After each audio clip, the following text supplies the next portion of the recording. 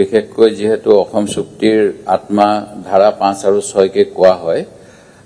ধাৰা 5 চুক্তিৰ দফা 5 অনুসৰি অসম চুক্তিত উল্লেখ কৰা কাট অফ তাৰিখৰ পিছত অহা বৃহৎ পৰিমাণৰ বিদেশী নাগৰিকক ভোটাধিকাৰ বা বহিষ্কাৰ কৰিব লাগিব বিশেষকৈ 24 মাৰ্চ 1971 চনৰ পিছত অহা অসমৰ বিদেশীসকলক আৰু ইয়াৰ লগতে ধাৰা 6 অনুসৰি ধাৰা 5ৰ পৰিপূৰক হিচাপে সাংবিধানিক আইনগত প্ৰশাসনিক সুৰক্ষা দিব লাগিব যাতে অসমীয়াৰ সাংস্কৃতিক সামাজিক ভাষাগত পৰিচয় আৰু ঐতিহ্য সংৰক্ষণ হয় এতিয়া ভাষা সংস্কৃতি আৰু পৰিচয় সংৰক্ষণ কৰিবলৈ হলে এই অসমীয়া ভাষা কোৱা মানুহৰ সংখ্যা বেছি হৈ থাকিব লাগিব আৰু অসমীয়া ভাষাৰ চৰ্চা হ'ব লাগিব মহোদয় ধাৰা 6 অনুসৰি অসমীয়া সংস্কৃতি ভাষা সমাজৰ সংৰক্ষণৰ বাবে চৰকাৰে ব্যৱস্থা ল'ব লাগে আৰু বিভিন্ন সাংবিধানিক আৰু প্ৰশাসনিক ব্যৱস্থা ল'বলৈ ধাৰা 6 চুক্তিৰ 6 আৰু 6 ক দফা অনুসৰি চৰকাৰক কোৱা হৈছে এতিয়া ঘটনাটো হ'ল যে যদিহে অসমীয়া কোৱা মানুহৰ সংখ্যা কমি যায় তেতিয়াহলে ধাৰা 5ৰ কোনো গুৰুত্ব নাথাকিব চুক্তিৰ 6 নম্বৰ দফাৰো কোনো ৰেলেভেন্সি নাথাকিব যেহেতু যদি অসমীয়া ভাষা কোৱা মানুহৰ সংখ্যা কমি যায় নন আসামিজ স্পিকিং মানুহখিনিৰ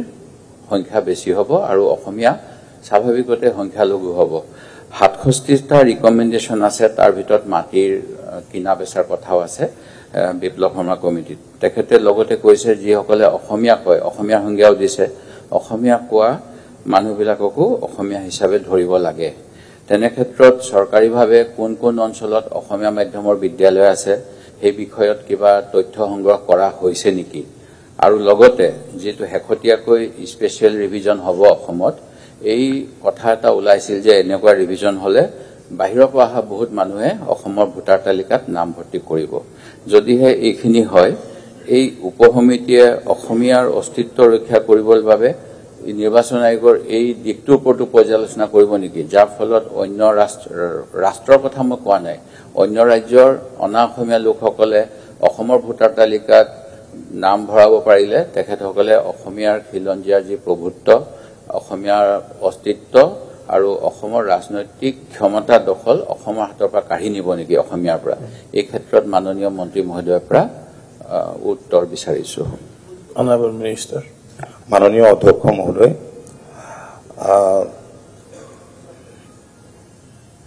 দেৱব্ৰত শইকীয়া ডাঙৰীয়া কেইটামান গুৰুত্বপূৰ্ণ কথা কৈছে আৰু সেই কামখিনিকেইটো আমি কৰি আছো আজি বিপ্লৱ শৰ্মা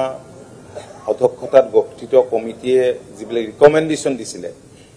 এই ৰিকমেন্ডেশনখিনি 67 আইডেন্টিফাই কৰি পেলাই প্ৰতিটো ৰিকমেন্ডেশন যাতে ভালকে ইমপ্লিমেন্ট কৰিব পৰা যায় তাৰ কাৰণে চৰকাৰে ইতিমধ্যে যাৱতীয় ব্যৱস্থা গ্ৰহণ কৰিছে কেইবালানিও আলোচনা হৈছে বিভিন্ন পৰ্যায়ত আৰু ভাৰত চৰকাৰৰ লগতো এই সম্পৰ্কত কথা বতৰা হৈছে মই ভাবো যে এনেকুৱা কোনো শংকাৰ কাৰণ নাই আৰু দ্বিতীয় কথা হেহতিয়া যেটো ৰিভিজনৰ কথা ইলেকশন কমিশনে কৈছে এই সম্পৰ্কত আমিও ইলেকশন কমিশনৰ পৰা জানিব বিচাৰিছিলো কাৰণ সংবাদ মাধ্যমত যিবিলাক কথা প্ৰকাশ কৰিছিলে কিন্তু ইলেকশন কমিশনে ক'লে এইটো এটা সচৰাচৰ ইলেকশনৰ আগত যি ধৰণৰ ৰিভিজন হয় সেই ৰিভিজনে হ'ব আজি যদি কৰ্মসূত্ৰে ইয়াত কোনোবা আছে চাকৰি কৰি আছে তেওঁলোকৰ নামে সোমাব কোনো এনেকুৱা ধৰণৰ কথা নাই যিবিলাক বাতৰি সংবাদ মাধ্যমত প্ৰকাশ পাইছিল আৰু ইলেকশন কমিশনে এই কথাখিনি ইতিমধ্যে স্পষ্ট কৰি দিছে আপুনি বিচৰা বাতৰি পাব কেৱল নিউজ 18 এপত নিউজ 18 এপ ডাউনলোড কৰিবলৈ স্ক্যান কৰক এই QR কোড গুগল প্লে ষ্টৰতো পাব এই নিউজ 18 এপ